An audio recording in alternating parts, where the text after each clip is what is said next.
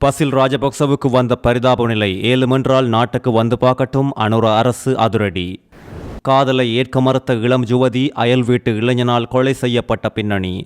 262 என்புகள் செம்மணியில் அடையாளம். கழுத்து பகுதியில் சிக்கிய நாணய குற்றி வடிவ பொருளால் பரபரப்பு. களுத்துறையில் துப்பாக்கி சூடு நடத்திய பிரதான சந்தேக நபர் அதிரடி கைது. பாலியல் அத்துமீறலுக்கு உள்ளான 14 வயது சிறுமி யார் அந்த மௌலவி? ஜம்மியத்துல் உலமா சற்று முன் வெளியிட்ட அறிக்கை. நட்டத்தை ஈடு செய்யத்தான் அனுர அரசு எரிபொருள் விலையை கூட்டியுள்ளது என்று கொந்தளித்த நாமல் ராஜபக்ச. யாழ்ப்பாண பல்கலைக்கழகத்துக்குள் வெசாக் கூடுகள் அடித்து உடைத்து சேதம். போலீசார் களமிறங்கி சோதனை. புகைக்கூட்டை உடைத்து கைவரிசை காட்டிய சிறுவனோடு 2 பேர் வசமாக சிக்கினர். தமிழர் பகுதியில் பெருந்தொகை பணம் மீட்பு. யாழ்ப்பாணம் அச்சுவேலியில் ஐசுடன் 8 இளைஞர்கள் அதிரடி கைது. அம்பாறையில் 14 வயது சிறுமியை தவறான நடத்தைக்கு உட்படுத்தியதாக அதிரடியாக சுற்றி வளைத்து கைது செய்யப்பட்ட நபர் ஒரு மௌலவி என்று முன்னர் கூறப்பட்ட நிலையில் அவர் ஒரு மௌலவி இல்லை என்று இப்பொழுது வெளிப்படுத்தப்பட்டுள்ளது. அகில இலங்கை ஜம்மியத்துல் உலமாவின் இரக்காம கிளை அந்த அறிக்கையை வெளியிட்டுள்ளது. நேற்றைய தினம் அம்பாறையில் சிறுமியொருவரை தகாத முறைக்கு உட்படுத்திய குற்றச்சாட்டில் ஒருவர் கைது செய்யப்பட்டதோடு அவர் ஒரு மௌலவி என்ற விடயம் நாட்டில் பெரும் பரபரப்பை உண்டாக்கியது குறிப்பிட வேண்டியது. இதில் எரக்கம பகுதியைச் சேர்ந்த மௌலவி ஒருவரே இவ்வாறு கைது செய்யப்பட்டதாக தகவல்கள் வெளியாகியிருந்த நிலையில் இந்த சம்பவத்தில் அதிரடியாக கைது செய்யப்பட்ட நபர் ஒரு மௌலவி என்று காவல்துறை வெளியிட்ட அறிக்கை முற்றிலும் தவறு என்று தெரிவிக்கப்பட்டுள்ளது. இதன் அடிப்படையில் கைது செய்யப்பட்ட சந்தேக நபர் சான்றிதழ் பெற்ற மௌலவி இல்லை என்றும் அவர் எந்த ஒரு அரபு கல்லூரியிலும் கல்வி கற்கவில்லை என்றும் ஜம்மியத்துல் உலமா வெளியிட்டுள்ள அறிக்கையில் வெளிப்படுத்தப்பட்டுள்ளதோடு குறித்த நபர் இலங்கை ஜம்மியத்துல் உலமாவிலோ அல்லது அதன் இரக்காம கிளையிலோ உறுப்பினராக இல்லை என்றும் குறித்த அமைப்பு தெரிவித்துள்ளதும் குறிப்பிட வேண்டியது. பசில் ராஜபக்ச இலங்கை அரசாங்கத்தின் பல கோடி பணத்தை மோசடி செய்ததற்கு எதிராக கடும் சட்ட நடவடிக்கைகளை எதிர்கொள்ள வேண்டி வரும் என்ற பயத்தில் தான் நாட்டை விட்டு தப்பியோடியுள்ளார் என்றும் இவருக்கு எதிராக சர்வதேச மட்டத்தில் உரிய நடவடிக்கை எடுக்கப்படும் என பொதுமக்கள் பாதுகாப்பு மற்றும் பாராளுமன்ற விவகாரங்கள் அமைச்சர் ஆனந்த விஜயபால அதிரடியாக எச்சரிக்கை விடுத்துள்ளார். நேற்று கொழும்பில் நிகழ்வில் ஊடகங்களுக்கு கருத்து வெளியிடும் போதே இவ்வாறு அமைச்சர் குறிப்பிட்டதோடு பாதாள குழுக்களுக்கும் போதைப் பொருள் ஒழிப்புக்கும் கடுமையான நடவடிக்கைகள் எங்கள் அரசாங்கத்தால் எடுக்கப்பட்டுள்ளது. இலங்கையில் பல ஒழுங்கமைக்கப்பட்ட குற்ற செயல்களில் ஈடுபட்டு வெளிநாடுகளில் ஒளிந்துள்ள குற்றவாளிகளை நாட்டுக்கு கொண்டு வருவதற்கு சர்வதேச போலீசின் உதவி பெறப்பட்டுள்ளது. சிவப்பு பிடியாணை பிறப்பிக்கப்பட்ட நிலையில் பலர் நாட்டுக்கு அழைத்து வரப்பட்டுள்ளார்கள் என்பதோடு வெகு விரைவில் மேலும் பலர் நாட்டுக்கு அழைத்து வரப்படுவார்கள். அதேபோல் வெளிநாடுகளில் பதுங்கியிருந்தவாறு இலங்கையில் போதைப்பொருள் வர்த்தகத்தில் ஈடுபடும் நபர்களும் அதிரடியாக கைது செய்யப்பட்டுள்ளார்கள். அரச பணத்தை மோசடி செய்ததற்கு எதிராக கடும் சட்ட நடவடிக்கைகளை எதிர்கொள்ள நேரிடும் என்ற அச்சத்தில் தான் பசில் ராஜபக்ச நாட்டை விட்டு தப்பியோடியுள்ளார். இவருக்கு எதிராக மாத்துறை நீதிமன்றமும் கொழும்பு கோட்டை நீதிமன்றமும் பிடியாணை பிறப்பித்துள்ளது. பசில் ராஜபக்ச அரச நிதியை மோசடி செய்யவில்லையாயின் அவர் நீதிமன்றத்தில் முன்னிலையாகி தனது தரப்பு நியாயத்தை நிரூபித்திருக்கலாம். கடந்த காலங்களில் பசில் உட்பட பலர் அதிகாரத்தில் இருந்து கொண்டு எவ்வாறு செயற்பட்டார்கள் என்பதை மக்கள் நன்கு அறிந்து கொண்டுள்ளார்கள். பசில் ராஜபக்ச இன்னும் எவ்வளவு நாட்கள் வெளிநாட்டில் பதுங்கியிருப்பார் என்பதை நாங்களும் பார்த்துக் கொண்டிருக்கின்றோம். சர்வதேச மட்டத்தில் உரிய நடவடிக்கைகள் வெகு விரைவாக எடுக்கப்படும் என்றும் அமைச்சர் ஆனந்த விஜயபால எச்சரிக்கை விடுத்துள்ளார். நேற்று யாழ்ப்பாணம் செம்மணி மனித புதைகுழியில் இருந்து அடையாளம் காணப்பட்ட என்பு தொகுதியின் கழுத்து பகுதியில் இருந்து நாணய குற்றி வடிவிலான பொருள் ஒன்று கண்டறியப்பட்டு அகழ்ந்தெடுக்கப்பட்டுள்ளது. செம்மணி மனித புதைகுழியில் இதுவரை அடையாளம் காணப்பட்ட மனித என்பு தொகுதிகளின் மொத்த எண்ணிக்கை 262 அதிகரித்துள்ளதும் குறிப்பிட வேண்டியது. செம்மணி மனித புதைகுழி குறித்த 3ஆம் கட்ட அகழ்வு பணிகளில் 13ஆம் நாள் அகழ்வு பணிகள் நேற்று திங்கட்கிழமை இடம்பெற்ற நிலையில் இதுகுறித்து செம்மணி புதைகுழி வழக்கில் காணாமல் ஆக்கப்பட்டோரின் உறவினர்கள் சார்பாக முன்னிலையாகும் சட்டத்தரணி VS நிரஞ்சன் ஊடகங்களுக்கு தெரிவிக்கையில் புதிதாக என்பு தொகுதியொன்று அடையாளம் காணப்பட்டு அகழ்ந்தெடுக்கப்பட்டதோடு மேலும் 3 மனித என்பு தொகுதிகள் வெளிவந்த போதிலும் அவை இன்னும் சுத்தம் செய்யப்பட்டு இலக்கமிடப்படவில்லை என்று கூறியுள்ளார். அகழ்ந்தெடுக்கப்பட்ட என்பு தொகுதியின் கழுத்து பகுதியில் இருந்து கண்டறியப்பட்ட நாணய குற்றி வடிவிலான பொருளானது 97வது சான்று பொருளாக இலக்கமிடப்பட்டு நீதிமன்ற கட்டுக்காவலில் வைக்கப்பட்டுள்ளதாக குறிப்பிடப்பட்டுள்ளது.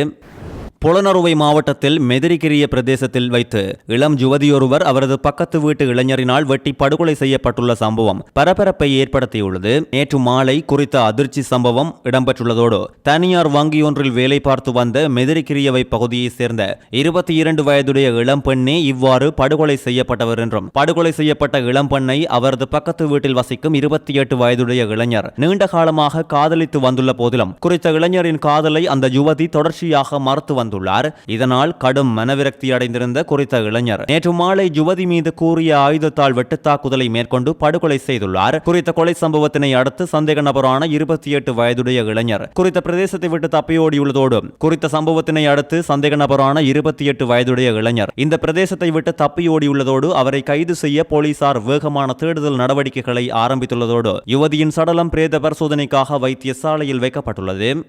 யாழ்ப்பாண பல்கலைக்கழகத்துக்குள் அமைக்கப்பட்டிருந்த வெசாக் கூடுகள் இனம் தெரியாத நபர்களினால் உடைத்து சேதமாக்கப்பட்டுள்ளமை பரபரப்பை உண்டாக்கியுள்ளது. வெசாக் பௌர்ணமி பண்டிகையை முன்னிட்டு யாழ்ப்பாணம் பல்கலைக்கழகத்தில் கல்வி கற்கும் சிங்கள மாணவர்களினால் பல்கலைக்கழக வளாகத்தினுள் வெசாக் கூடுகள் அமைக்கப்பட்டு மின் விளக்குகளால் அலங்கரிக்கப்பட்டிருந்த நிலையில் அலங்கரிக்கப்பட்டிருந்த வெசாக் கூடுகளே நேற்று முன்தினம் ஞாயிற்றுக்கிழமை இரவு இனம் தெரியாதோரால் உடைத்து சேதமாக்கப்பட்டுள்ளது.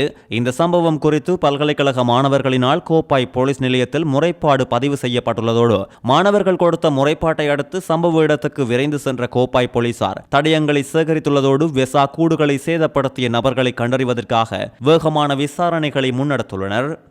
அனுர அரசாங்கம் தரமற்ற நிலக்கரி இறக்குமதி செய்யப்பட்டதால் ஏற்பட்டுள்ள நட்டத்தை ஈடு செய்யவும் அதற்கு பதிலாக மின் உற்பத்திக்காக அதிகளவு எரிபொருளை பயன்படுத்த வேண்டி ஏற்பட்டுள்ளதாலேயுமே அரசு எரிபொருள் விலையை உயர்த்தியுள்ளதாக ஸ்ரீலங்கா பொதுஜன பெரமுனவின் தேசிய அமைப்பாளரும் பாராளுமன்ற உறுப்பினருமான நாமல் ராஜபக்ச கொந்தளித்துள்ளார். நேற்று நுகேகொடையில் நிகழ்வொன்றில் ஊடகங்களுக்கு கருத்து வெளியிடும் போதே நாமல் ராஜபக்ச இவ்வாறு தெரிவித்துள்ளார். கடந்த காலங்களில் அரசுகள் எரிபொருள் விலையை அதிகரிக்கும் போது அமைச்சர்களுக்கு தரகு பணம் சென்றதாக சொல்லப்பட்டது. ஆனால் இன்று எரிபொருள் விலை உயர்த்தப்பட்டதற்கான முக்கிய காரணம் தரமற்ற நிலக்கரி இறக்குமதி செய்யப்பட்டமையே என்று கூறிய இவர் இதனால் ஏற்பட்டுள்ள பெரும் நட்டத்துக்கு மத்தியில் மின்சாரத்தை உற்பத்தி செய்வதற்காக நாளொன்றுக்கு பல லட்சம் லிட்டர் எரிபொருளை மேலதிகமாக எரிக்க வேண்டிய நிலை உண்டாகியுள்ளது. உலகத்திலேயே அதிக விலைக்கு எரிபொருளை வாங்கி அந்த நட்டத்தை இந்த நாட்டு மக்கள் மீதே அரசு சுமத்தியுள்ளது. தற்போதைய அரசு மக்கள் குறித்து எந்த முறையிலும் சிந்திப்பதில்லை. தனது நிர்வாக திறமையின்மை, ஊழல் மற்றும் நட்டங்கள் அனைத்தையுமே மக்கள் மேல் தான் சுமத்துகின்றார்கள். விலைகளை கூட்டுவதற்கு அரசு எதற்கு என்று அன்று மேடைகளில் கேள்வி எழுப்பியவர்களே இன்று ஆட்சிக்கு வந்து மக்களின் தலைமையில் அனைத்து சுமைகளையும் சுமத்துகின்றார்கள் என்றும் நாமல் ராஜபக்ச கொந்தளித்துள்ளார்.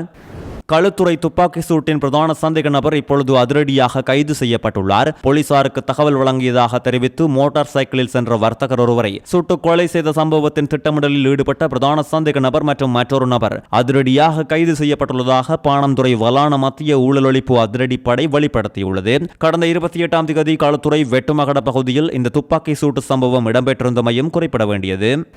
யாழ்ப்பாணம் வல்வெட்டித்துறை கொம்மாந்துறை பகுதியில் வீட்டில் 1,15 லட்சம் ரூபாய் பணத்தை கொள்ளையடித்த குற்றச்சாட்டில் பிரதான சந்தேக நபர்கள் 2 பேர் அதிரடியாக கைது செய்யப்பட்டுள்ளனர். மற்றொருவர் நெடுங்கணி பகுதியை சேர்ந்தவர் என்றும் அவர் தலைமறைவாகியுள்ள நிலையில் சந்தேக நபரை தேடி போலீசார் விசாரணைகளை ஆரம்பித்துள்ளனர். கடந்த 27ஆம் தேதி பகல் நேரத்தில் வீட்டில் யாரும் இல்லாத போது வீட்டின் புகைக்கூட்டை உடைத்து உள்ளிறங்கிய 2 பேரும் இந்த கொள்ளை சம்பவத்தில் ஈடுபட்டுள்ளமை இப்பொழுது அம்பலமாகியுள்ளது. குறித்த சம்பவம் தொடர்பில் மேற்கொள்ளப்பட்ட முறைப்பாட்டுக்கமைய வல்வெட்டித்துறை போலீசார் விசாரணையை துரிதப்படுத்தி சிசிடிவி கேமராக்களை பார்த்ததில் மேற்படி சந்தேக நபர்கள் வசமாக சிக்கியுள்ளனர். கெருடாவிலை சேர்ந்த 16 வயது சிறுவன், 19 வயது இளைஞர் ஆகியோரே இவ்வாறு கைது செய்யப்பட்டுள்ளதோடு சந்தேக நபர்களில் ஒருவர் வெள்ளை சந்தையிலும் மற்றொருவர் யாழ்ப்பாணம் ஆரியகுளம் பகுதியிலும் வைத்து சுற்றி வளைத்து கைது செய்யப்பட்டுள்ளனர். சந்தேக நபர்களிடம் மேற்கொள்ளப்பட்ட மேலதிக விசாரணைகளில் மேற்படி சந்தேக நபர்கள் வீட்டினுள் இறங்கி பணத்தை பார்த்துவிட்டு அதில் அதிக பணம் இருப்பதை நெடுங்கணியில் உள்ளவரிடம் காணொலி அழைப்பு மூலம் தெரியப்படுத்தியுள்ளார். அவர் முழு பணத்தையும் எடுத்து வரும்படி இவர்களுக்கு கூறியுள்ளார். அந்த பணத்தை நெடுங்கணிக்கு அவர்கள் எடுத்து சென்று அங்கு காணி ஒன்றில் புதைத்து வைத்துவிட்டு இருவரும் யாழ்ப்பாணம் வந்தபோதே வசமாக கைதாகியுள்ளனர். மட்டக்களப்பில் தனது 24 வயது மகளிடம் ஆபாச வார்த்தைகளால் பேசி வந்த 60 வயதுடைய தந்தையை பாலியல் கொடுமை சட்டத்தின் கீழ் சந்தேகத்தின் பேரில் காவல்துறையினர் சுற்றி வளைத்து கைது செய்துள்ளனர். இந்த கைது நடவடிக்கையானது நேற்று இரவு மட்டக்களப்பு காவல்துறையினரால் மேற்கொள்ளப்பட்டுள்ளதோடு தனது தந்தையார் தொடர்ச்சியாக ஆபாசமாக தன்னோடு கதைத்து வருவதாக பாதிக்கப்பட்ட யுவதி காவல்துறை மா அதிபருக்கு இணையதளம் ஊடாக முறைப்பாடு ஒன்றை பதிவு செய்துள்ளார். இதையடுத்து காவல்துறை மா அதிபர் அலுவலகத்தில் இருந்து குறித்த பிரதேசத்தை சேர்ந்த காவல் நிலையத்திற்கு அனுப்பப்பட்ட முறைப்பாட்டின் பிரகாரம் காவல்துறையினர் மதுபான விற்பனை நிலையம் ஒன்றில் கடமையாற்றி வந்த குறித்த 60 வயதுடைய தந்தையாரை காவல் நிலையத்திற்கு சம்பவ தினமான நேற்று இரவு வரவழைத்து கைது செய்துள்ளனர். பாதிக்கப்பட்ட யுவதியின் தந்தையார் தொடர்ச்சியாக ஆபாசமாக பேசி வருவதால் அவருடன் இருக்க முடியாது என்று குறித்த முறைப்பாட்டில் குறிப்பிட்டுள்ள நிலையில் கைது செய்யப்பட்டவரின் கையடக்க தொலைபேசியை பரிசீலித்த போது அவர் ஆபாச படங்கள், வீடியோக்களை அதிகமாக டவுன்லோட் செய்து வைத்திருந்துள்ளதாக காவல்துறையினரின் ஆரம்பகட்ட விசாரணையில் அம்பலமாகியுள்ளது. யாழ்ப்பாணம் அச்சுவேலி பகுதியில் வைத்து போதை மாத்திரைகள் மற்றும் ஐஸ் போதைப் பொருட்களோடு 8 இளைஞர்கள் கைது செய்யப்பட்டுள்ளதாக அச்சுவேலி போலீஸ் நிலைய பொறுப்பதிகாரி தெரிவித்துள்ளார். அச்சுவேலி போலீஸ் நிலைய புலனாய்வு போலீசாருக்கு வந்த தகவலை தொடர்ந்து மேற்கொள்ளப்பட்ட சுற்றி வளைப்பில் சந்தேக நபர்கள் ஆவரங்கால் சந்தி பகுதியில் வைத்து கைது செய்யப்பட்டுள்ளனர். இந்த சந்தேக நபர்கள் 8 பேரில் ஒருவர் 3 கிராம் ஐஸ் போதைப் பொருளை உடமையில் வைத்திருந்த நிலையில் கைது செய்யப்பட்டுள்ளமை குறிப்பிடத்தக்கது. கைது செய்யப்பட்ட சந்தேக நபர்கள் நவாலி, பூநகரி, மானிப்பாய், ஆவரங்கால் பகுதிகளைச் சேர்ந்த 24 வயது மற்றும் 30 வயதுக்குட்பட்ட நபர்கள் என்று பொறுப்பதிகாரி மேலும் தெரிவித்துள்ளார்.